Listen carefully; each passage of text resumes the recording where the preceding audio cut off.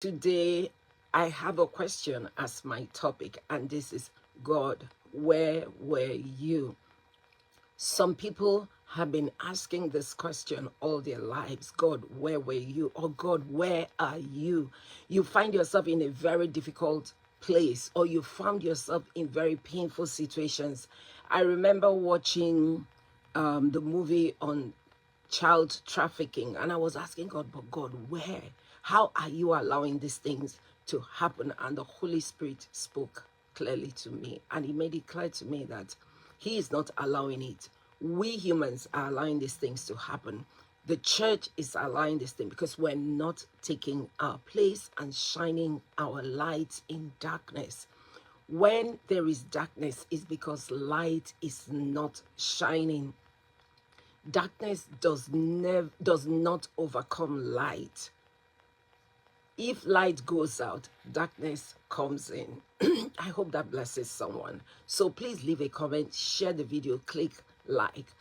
David went through a lot of things, and I'm sure he had wondered, like you and I go through things in life. There's some of you that are listening to me that were sexually molested by a member of your family. You found yourself enslaved in situations as a child. You had no power to get yourself out. And you're looking back at your life and wondering, by God, where were you? Just like David. David was rejected by his family. His father didn't think much of him. And as he conquered Goliath, and you can find this starting from 1 Samuel chapter 15, and in fact from 1 Samuel to the end of 1 Samuel, David went through a lot of things. Even when God anointed him as king, like I was saying, God sees you. God sees what you're going through, but guess what? He is there. One of the things that sustained David through his childhood was that he built a relationship with God. He wrote those Psalms, Psalm 23. He was writing that the Lord is my shepherd, probably written as a teenager when he was sit in the wilderness, in the darkness, watching over his father's sheep. God became his shepherd.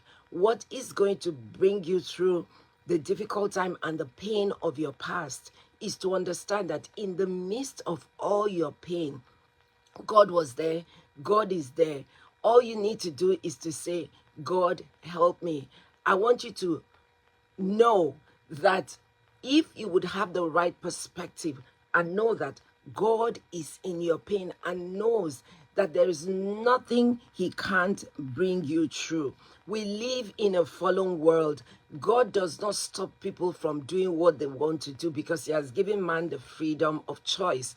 So the person that molested you sexually and that husband that abused you and took advantage of you was executing his freedom of choice. But God kept you. He didn't allow it to destroy you so that you can look to Him.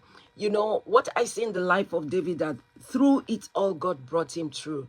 In chapter 19 of 1 Samuel, we see that